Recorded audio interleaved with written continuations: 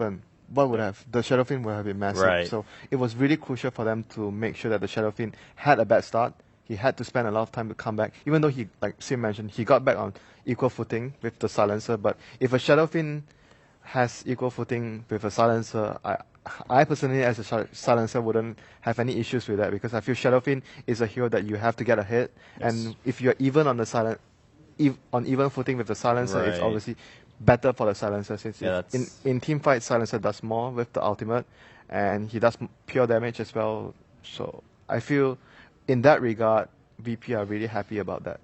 Yeah, definitely sounds like it. We'll take a quick look at just the later portion of the game here. VP, again, just closing things out against Empire, and like you guys said, I mean, it wasn't as forgiving at all, and VP started things very strong. And overall, I mean, just every fight, it just looks pretty brutal coming out from VP. They made sure they hit everything like they needed to. That was like the least timid high ground push ever from what I saw right there. It's like, it's time to go, boys, and they just Spirit Breaker charge right on in there. Now, it looked like the Tier 3 had already been taken down. That certainly helps, but having that call down, having these bruisers between Spirit Breaker and Tusk kind of just roll into the base really kind of, you know, it threw Empire off quite a bit.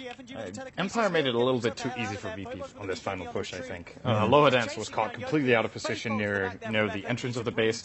After that, Shadow Demon gets scared that he's getting jumped on, so he self-disrupts, which gives them 2.5 seconds to react. Oh, there's a Shadow Demon, let's just kill him too. And I think they didn't even use Global for those 2 kills, or maybe they did, but it looked like there was a silence coming out after. So, all things considered, Empire probably don't make that hold anyway, but it's a sign of weakness in that situation that, you know, a lot of the stronger teams in this tournament, when they're in a base holding situation like that, the only hero who gets exposed there is the Shadow Fiend, because he's the one who has the tankiness to actually survive getting engaged on. And if he can draw out a global silence and still manage to fight, it allows them to actually get a shot at getting back.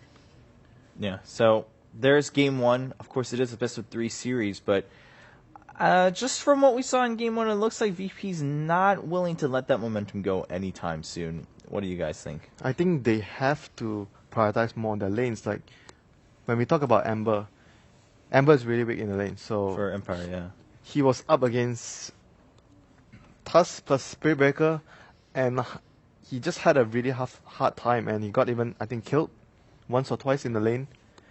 I mean, you can't really pick Ember and just like, early game, okay, we're gonna do alright against this type of pressure lane that Virtus Pro have. I mean, I think you have to pick it in the sense that you have to make sure that the early game for the Ember goes okay.